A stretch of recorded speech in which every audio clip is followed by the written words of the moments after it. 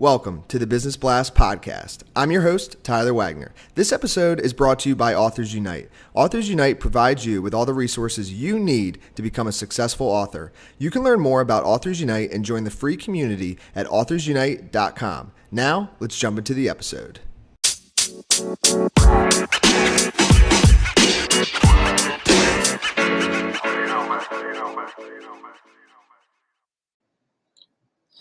All right, everyone. Welcome back to another episode of the Business Blast podcast. I'm your host, Tyler Wagner. Today, I have Scott Paul with us. He's the CEO of Woolly, which is a software for managing influencers on social media. And he's also an aspiring alpaca farmer living on a ranch with his family. So welcome to the show, man. Hey, thanks for having me on. Of course, man. We'll dive into the first one, Scott. The first one I have for you is, what is the best story from your life that has an underlying valuable message? And maybe besides the iPhone with the sharks. Yeah, I was just explaining to Tyler how I'm currently without an iPhone because I lost it in Hawaii trying to film sharks. So the iPhone 10 is not waterproof, no matter what they say. Which is also a good lesson.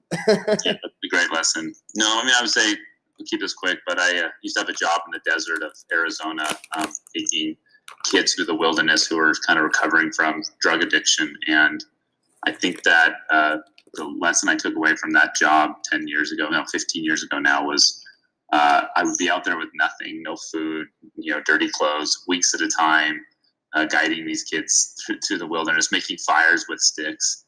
And it was the happiest I've ever been. And so those were my poor days of my life 15 years ago. I didn't have $500 to my name, but I was the happiest I've ever been. And so I kind of keep that as my memory of, like, you can lose everything trying to do, the materials aren't what's going to bring you the happiness. And so I've kind of inspiring to get back to nothing at some point in my life, because I want to return to the happiness I felt 15 years ago with virtually zero things to my name. So, thanks for sharing that, man. That's awesome. The next one I have for you is, what is the most valuable piece of information we should know that's within your expertise or industry?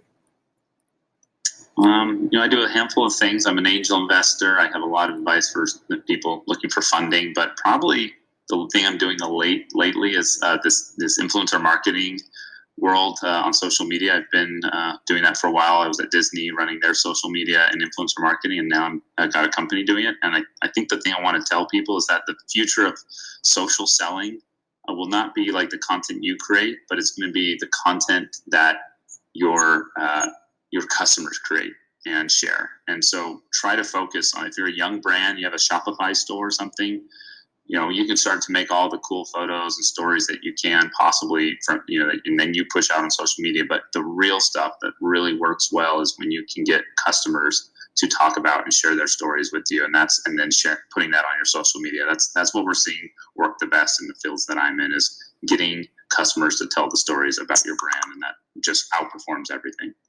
So. And what is, actually that could tie in with all businesses, but what's your best piece of overall business advice? And maybe you want to go down the route of, you're the CEO of, the software company. Like, if somebody's just stepping into entrepreneurship, what would you tell them?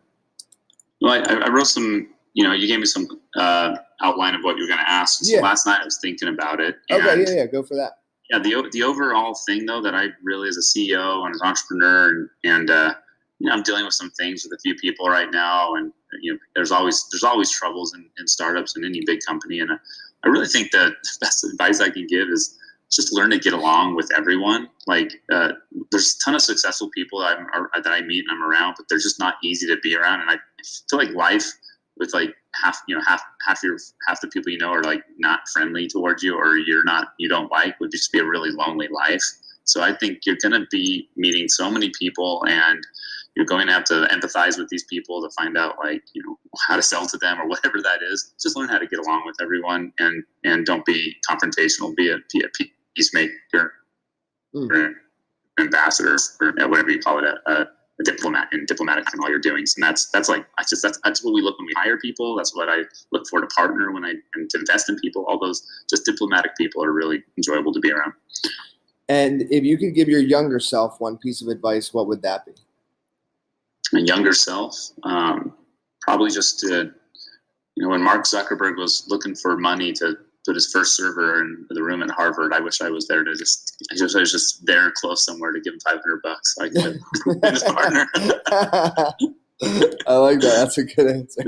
Yeah, that would be it. No, I would just say be yourself. I think back and I actually don't regret anything I've done. So I kind of live, thinking all things brought me to where I'm at. And so I don't know what advice I'd really give myself, but other than just always be you. Don't compromise to be something else or stay in a place that's not a certain job or position or school. Just leave, because you want to be somewhere that you're doing you're being you. And that's all. I've always made sure that that's places I'm at. I don't ever want to compromise who I am by the job I take or something like that. And kind of going a little bit, well, it's kind of tied in a little bit of a different path. In your opinion, what is the key to happiness? I have no idea the key to happiness, but I guess I'm on a ranch right now I'm in near Park City, Utah. I just bought a house up here. I'm looking out at like a pond and some animals, and I'm pretty freaking happy right now. And I don't know like what that means, but I worked really hard for 10 full years, kind of since leaving school, to emancipate myself from like the American economic enslavement. I feel like people just are in a grind, and you need to like build a path and make a goal to get yourself out of like indentured servitude to the economy. And so make enough money, get out of that rat race and do the thing that makes you happy. And then know when you have arrived there, and don't keep wanting more. Don't put yourself back into the trap. So you have to like keep working for someone else or keep working all day long, 20 hours a day. My happiness came when I was able to, do what I want, when I want, how I want. And that took hard work, but I knew I had a goal in mind of what that was going to be when I would sit back and look out over the pastures and say, here I am. And what is this might be hard, but what is the best book that you've read, and what was the number one thing you learned from it? I really like this book on Stoicism. It's called The Guide to the Good Life. It was recommended to me about 4 years ago from a close friend, and it's like a Bible for the non-religious and religious alike. It's just kind of a book on how to live a good life, and simple principles that are universal. So it's I would just say it taught me how to only worry about what's in my control. So I don't really worry about things I can't do anything about, and there's only a few things really in my control. So I've learned not to worry at all, and that book really helped me. The Guide to the Good Life. And what is your favorite quote and why? I don't really know a lot of quotes, so this is not one I can speak off the top of my head. But when Jim Carrey leaves the bar in Dumb and Dumber, and he sees that newspaper on the wall that says that there was the moon landing, and he like screams out in the lobby, "We landed on the moon!" And I think that's the funniest thing ever, because it's like he did that in improv. And he did that without like script. And when I watched like the making of that show, funny actor, funny thing to do when you see something like that. So that's my quote. We've landed on the moon. We did it. Jim Carrey is one of my favorites, man. That's awesome. Yeah, so, dude, thanks for coming on. The last question I have for you before we let you go is, where's the best place for people to find you online? So just email me at scott@woolly.com. LinkedIn, connect with me. And I was trying to make get a free Tesla Roadster.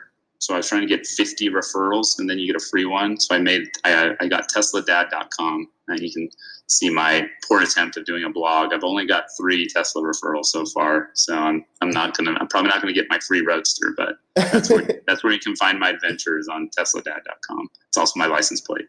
Awesome, brother. Thanks again for jumping on. All right. Have a good one. The podcast you just heard was published with Anchor. Got something you want to say to the creator of this show? Send them a voice message using the Anchor app, free for iOS and Android.